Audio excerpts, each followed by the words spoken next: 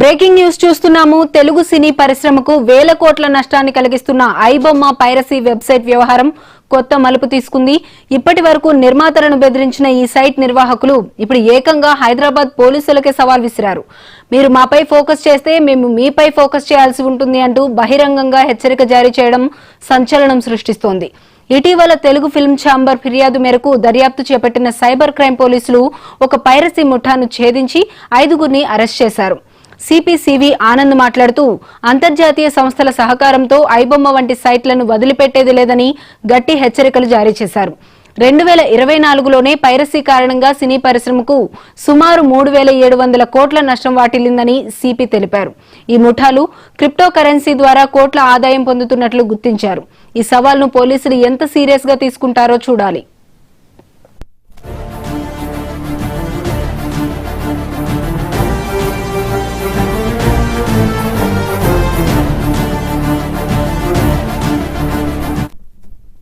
Piracy గురించి మా complaint వచ్చిన తర్వాత దాదాపు 4 నెలలు దర్యాప్తు చేసిన తర్వాత గ్యాంగ్స్ ని పట్టుకోవడం జరిగింది. Mainly betting and gaming apps ఏవైతే ఉన్నాయో వారు ఇది స్పాన్సర్ చేస్తున్నారు.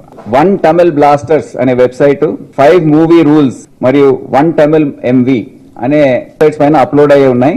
ఐబొమ్మ దాని గురించి చేజ్ చేస్తూ ఒక 4 అయ్యారు కానీ ఇంకా బాస్ దొరకలేదు. బాస్ హెడ్ ఎక్కడున్నాడో కూడా తెలియట్లేదు. Maybe is abroad.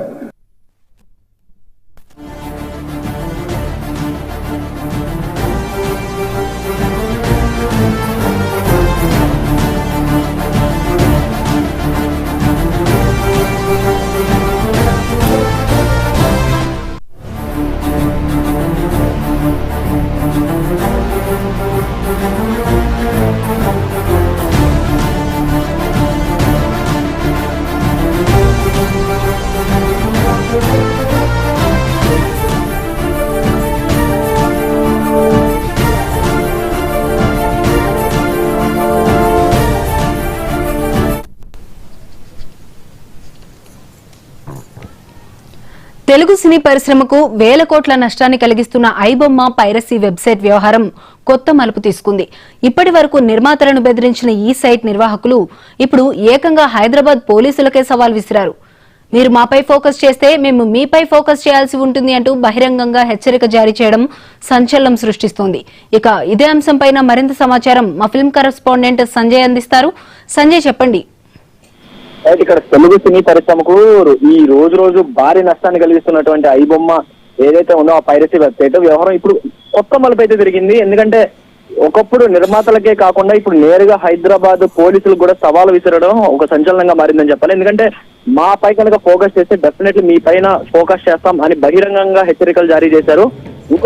ఇదంతా కూడా ఒక ఆందోళనకరమైన విషయం చెప్పాలి. ఇప్పటికే ఒక పెద్ద ముఠానైతే భారీ ముఠానైతే పెట్టుకున్నారు సైబర్ క్రైమ్ పోలీసులు.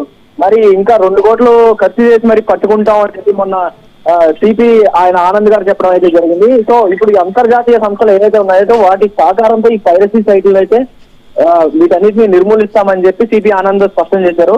సో ఈ గత ఏడాది ఒక్క పైరసీ వల్లనే సుమారు 3700 కోట్లకు పైగా నష్టం వాటిల్లిందని చెప్పి ఆయన హెచ్చరించారు. సో దీని ప్రకారంగా చూసుకుంటే ఆ మనీ మొత్తం కూడా ఒక క్రిప్టో కరెన్సీ ద్వారా ఆదాయం దోచుకుంటున్నట్లు ఈ ముఠాపై పోలీసులు దూకుడుగా ముందుకు వెళ్తారో లేదా ఇప్పుడు ఆందోళనకరంగా మారింది.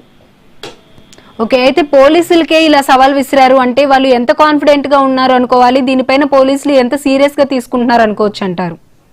రైట్, ఇప్పటి వరకు చూసుకుంటే ఈ ముఠాన్ని ఏదైతే పట్టుకున్నారో వాళ్ళంతా కూడా ఇక్కడ కొంతమంది బీహార్ లో ఉన్నారు, కొంతమంది ఆంధ్ర నుంచి 5 దాదాపు పట్టుకున్నారు. సో వీళ్ళంతా కూడా డిఫరెంట్ ఐపీ అడ్రసెస్ యూజ్ చేసి వాటి ద్వారా ఈ వెబ్సైట్స్ అన్నింటినీ రన్ చేస్తున్నారు. సో వాళ్ళు ఎక్కడున్నారు ఏంటనే తెలియదు. ఇప్పుడు ఐబొమ్మ ఎవరైతే నడుపుతూ ఉన్నారో పెద్ద ఎవరైతే ఉంటారో ఆయన మటుకు ఎక్కడున్నాడనే తెలియదు. అతను విదేశాల్లో ఉండొచ్చు అని చెప్పి చెప్తున్నారు. దీని ప్రకారంగా చూసుకుంటే పోలీసులు అయితే త్వరలోనే పట్టుకుంటామని హెచ్చరించారు. కానీ పోలీసులకి సవాల్ విసరడం అనేది ఇప్పుడు సంచలనంగా మారింది. Okay right, thank you Sanjay.